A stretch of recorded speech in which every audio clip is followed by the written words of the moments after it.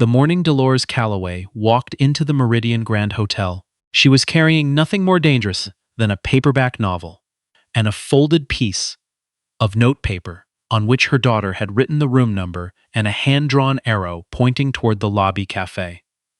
She was wearing her good navy blazer, the one she saved for church and graduations, and the rare occasions when her daughter insisted on somewhere nice. Her silver earrings, small and unpretentious, caught the light from the hotel's enormous chandeliers as she stepped through the revolving door and took a quiet moment to appreciate the cool air after the humid Houston morning outside. She did not know, standing there with her library book tucked under her arm, that the next 45 minutes would follow her for the rest of her life.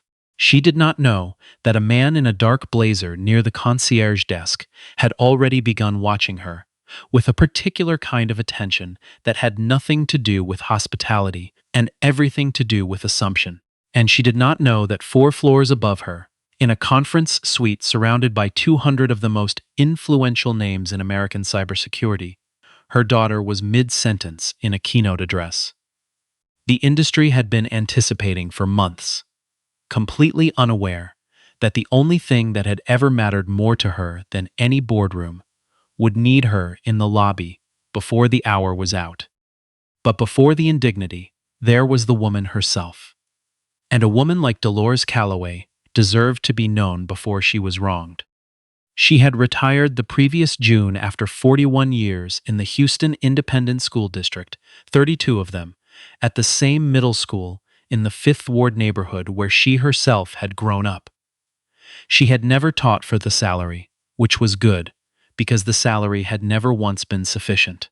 She had taught because she understood, with the clarity of someone who had watched too many bright children disappear into circumstances that had no business being so permanent, that the difference between a child's worst outcome and their best one was often nothing more than the presence of one adult who refused to stop believing in them. She had been that adult, repeatedly, for 4 decades.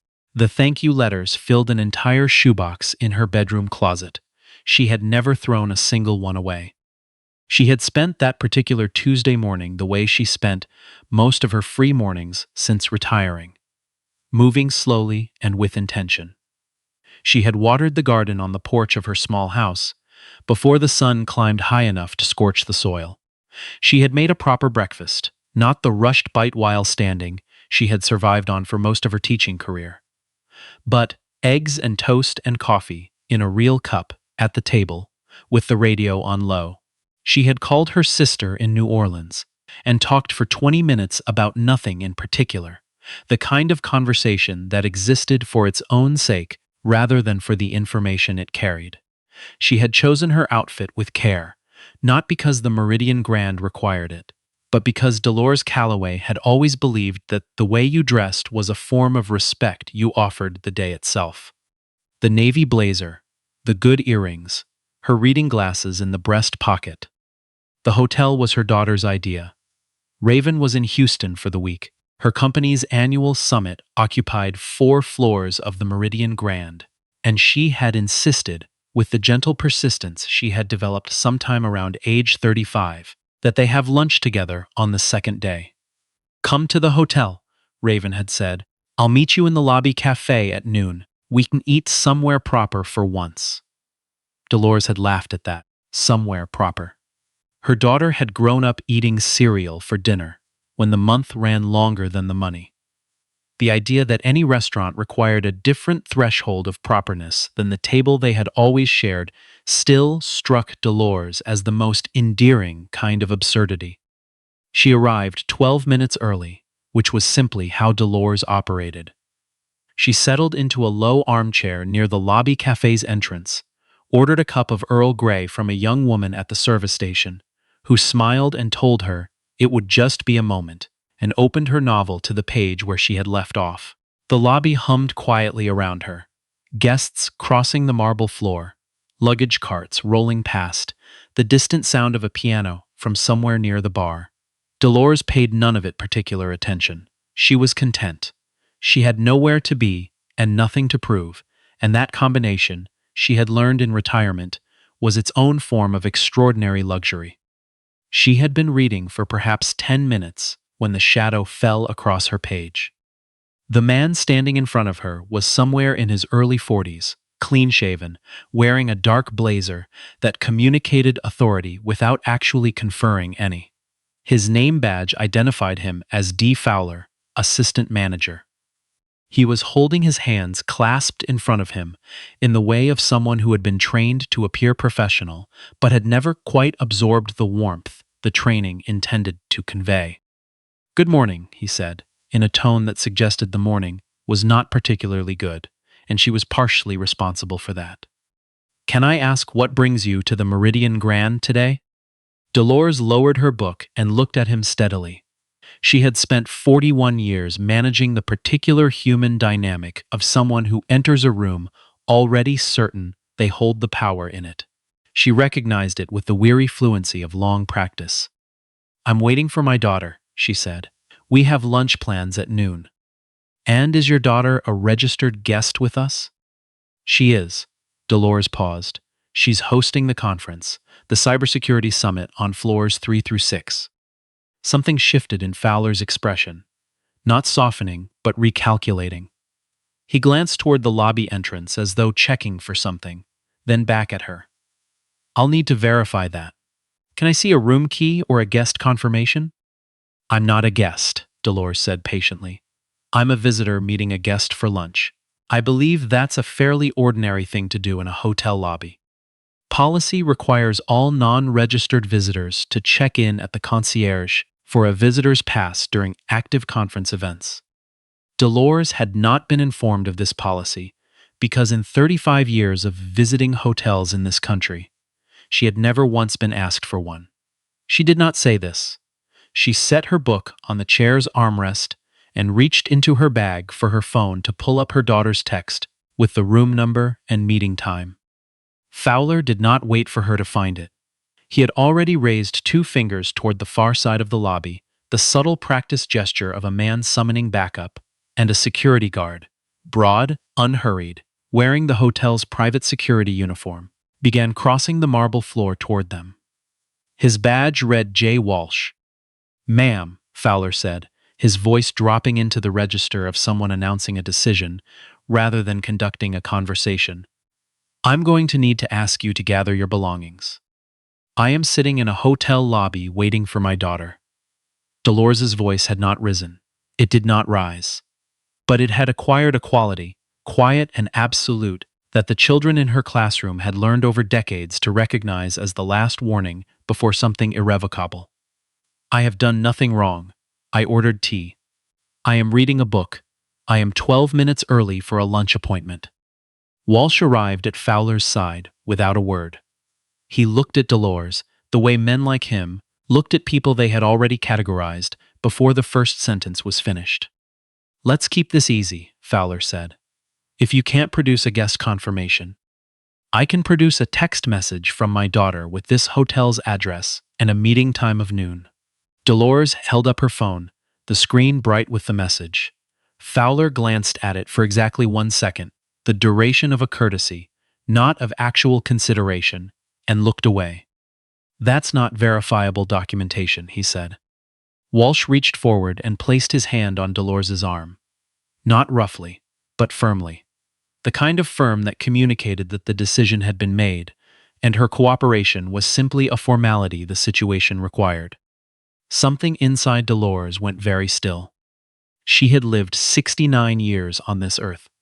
She had marched in 2 civil rights demonstrations before she was 25. She had buried a husband at 48 and raised a daughter alone on a teacher's salary, in a city that did not always make either thing easy. She had spent 4 decades in rooms where people underestimated her and learned, through long practice, to neither flinch nor inflame.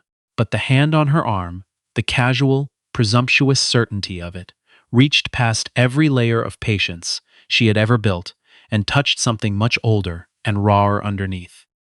Her tea had gone cold. A few guests nearby had slowed their steps. A young woman at the front desk had stopped typing entirely, her fingers hovering over her keyboard, staring at the scene with an expression of visible horror. She had already pulled her personal phone from her pocket. Delores did not stand. She did not raise her voice. She looked at the security guard's hand on her arm, and then she looked directly at Fowler.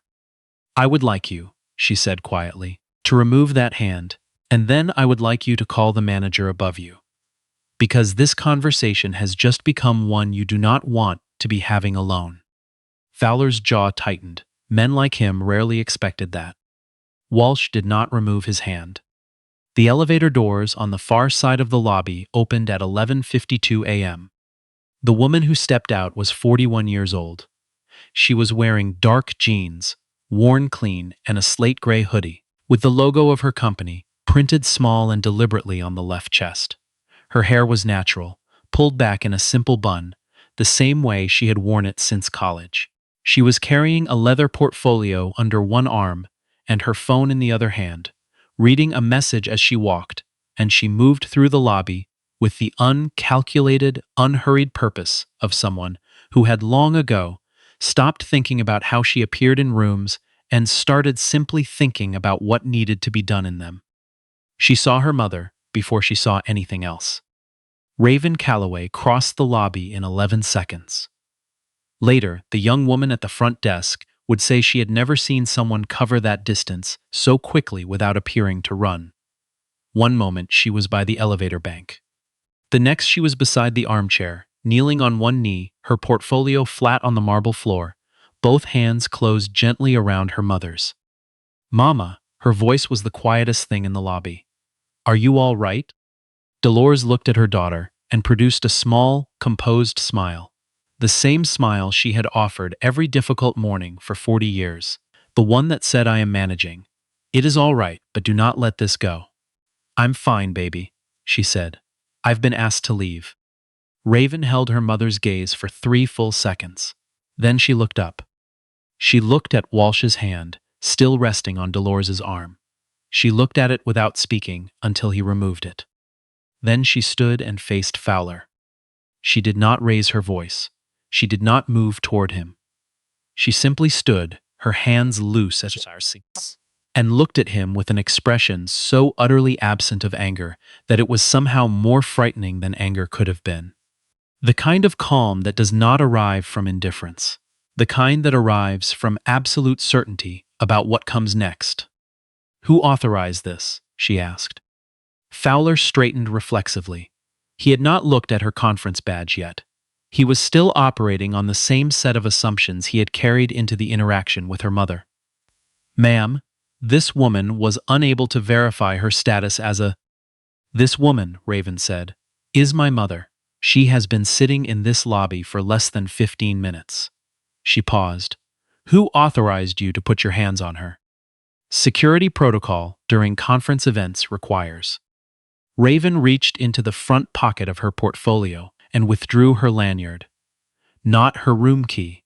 Her Speakstun's badge, the one she had been wearing around her neck all morning. She set it on the armrest of her mother's chair, face up, where Fowler could read it without moving closer. Raven Calloway, founder and chief executive officer, Calloway Tech keynote speaker, Meridian Grand Summit. Fowler looked at it. Something moved across his face. Not yet recognition, but the first cold draft of the realization that he had misread the room significantly, and that the misreading was going to have a shape. "Your property," Raven said, her tone even and unhurried, "is currently contracted with Calloway Tech for $2.8 million in conference and accommodation spend this week alone." She picked up her phone. Her thumb moved twice across the screen. She brought it to her ear and spoke without looking away from Fowler. "Pull the Meridian portfolio from the acquisition pipeline and flag it for full review. And get me the CEO of Hartwell Properties on the line within the next 10 minutes. She lowered the phone. Fowler had gone the color of uncooked dough.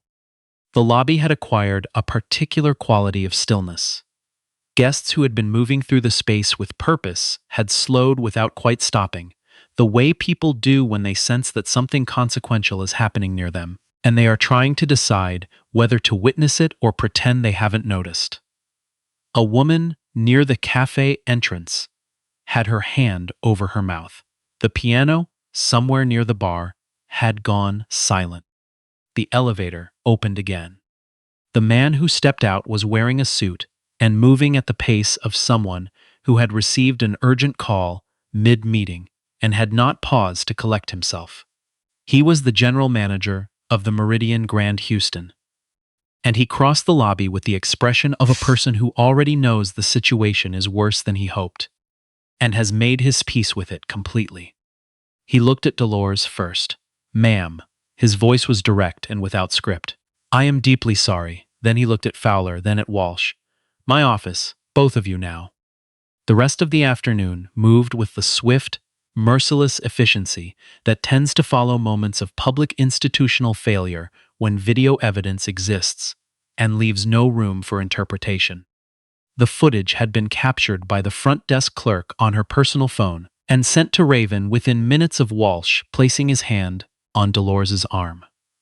By 2 o'clock, it had been reviewed by 3 members of the Meridian's corporate leadership team, all of whom had been in Houston for the summit, and were now gathered in a conference room on the executive floor, wishing the footage showed something different than what it showed. Fowler's employment was terminated before the afternoon coffee service. Walsh, contracted through a third-party security firm, was removed from the property before the hour was out. His contract voided on grounds the firm's legal team declined to contest once they had seen the recording in full. The general manager spent 40 minutes in a private room off the lobby with Delores Calloway, offering an apology he delivered without deflection or corporate language. He was 62 years old and had spent 3 decades in hospitality, and he told her plainly that what had happened was wrong, that no protocol had required it, that Fowler had acted on assumption rather than policy, and that he was ashamed it had occurred in his hotel. Delores listened with the patience she had given every difficult conversation in her life. When he finished, she thanked him for the honesty. Then she asked if her tea could be warmed. He had a fresh pot sent immediately. By 5 o'clock, the story had reached local news. By 7, it had reached the national desks. The footage spread with the particular velocity that footage of this kind always finds, and the reaction was unambiguous in its direction. Hartwell Properties issued a statement by 8 that evening, confirming the terminations and announcing an external review of guest relations practices across all 72 of its properties.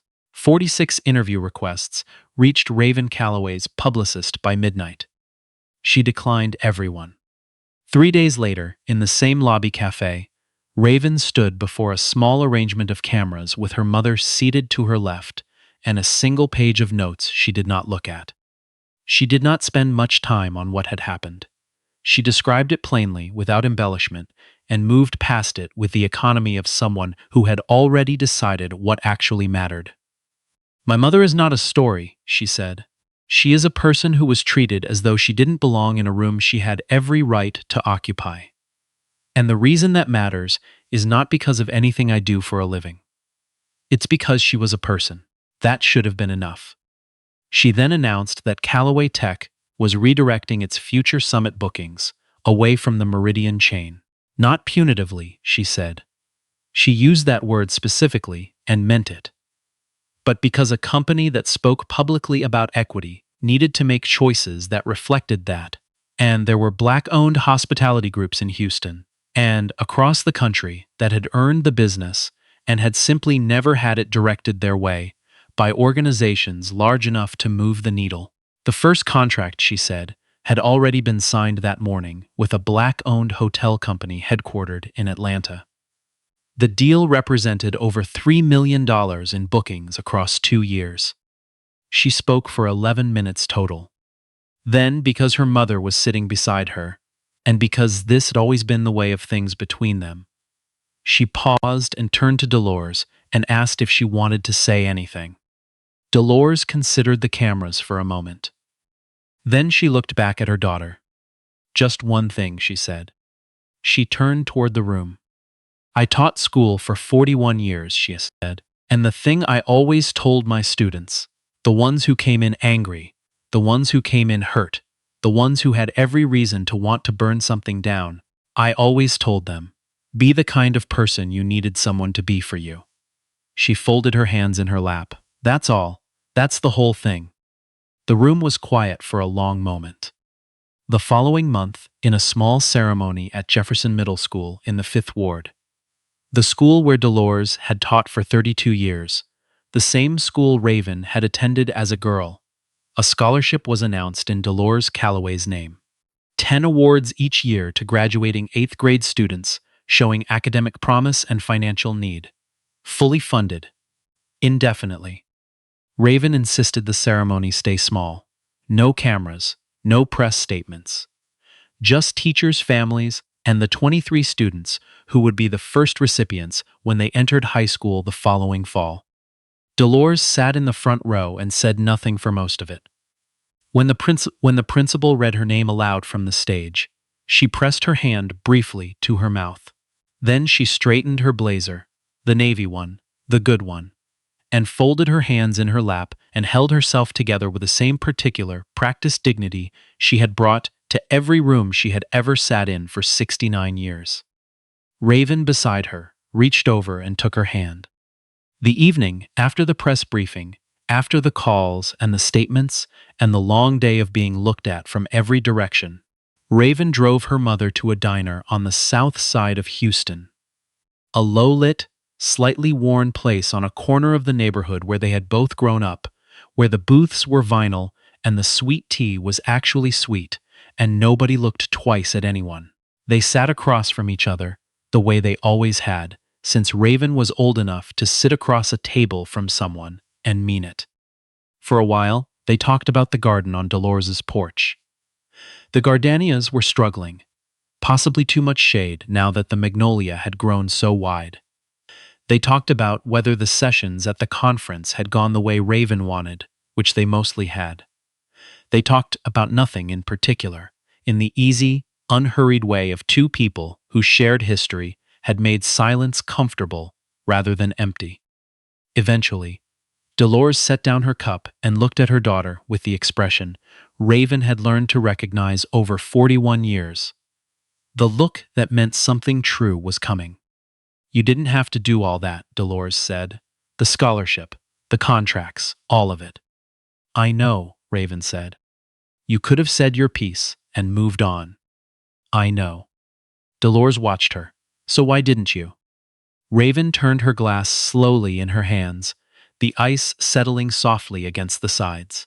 She thought about the first time she had understood, genuinely understood, what her mother had actually given her over the course of a childhood that had offered very little else. Not money she didn't have, not opportunities the city withheld, but the unshakable, unqualified insistence that Raven was worth believing in on days when nothing in the external world confirmed it. That insistence, planted 30 years ago in a small third ward house by a woman who graded papers at the kitchen table after midnight, had become the foundation of everything Raven had ever built. Every company, every contract, every room she had ever walked into and refused to leave. Because you spent 40 years giving things to people who never gave you anything back, Raven said finally. Her voice was even and unhurried. And I have the ability to change that for some of them now. She set her glass down. So I did. Delores was quiet. Outside the diner's window, the street ran on in its ordinary evening way. Cars passing, a neighbor walking a dog along the sidewalk, the yellow light of someone's porch clicking on in the early dark. She looked at her daughter, who had grown up in a house where January sometimes ran cold for days at a stretch, who had worn thrift store shoes to high school and told no one, who had built something from nothing so quietly and so completely that the world had taken years to notice, and then all at once paid very close attention, who had crossed a hotel lobby in 11 seconds and knelt on marble without a moment's hesitation, without calculation, without anything in her expression except the oldest and most unconditional thing she had ever known how to feel. Your father would have loved to see you, Delores said softly. It was not a non sequitur, it was everything. Raven smiled, A real one, the unguarded kind she kept only for this table. I know, she said. They finished their food. Raven paid the check the way she always did, quickly and without making it a moment. They walked out together into the Houston evening, warm and close, the way summer nights in that city always felt, and stood for a moment in the parking lot without needing to fill the air with anything. Raven hugged her mother the way she had since she was very small, with her whole self and without reservation. Delores held on with both hands and said nothing, because nothing was required. Same time next week? Raven said when they separated. Somewhere without a dress code, Delores said. Deal. Raven watched her mother's car until the taillights disappeared around the corner. Then she stood alone in the parking lot for a moment longer than necessary, the evening settling around her, and breathed it in, the warm city air, the distant traffic, the smell of someone's barbecue drifting over from a few blocks away. The kind of night that asked nothing from her. The best kind. She walked back to her car and drove home.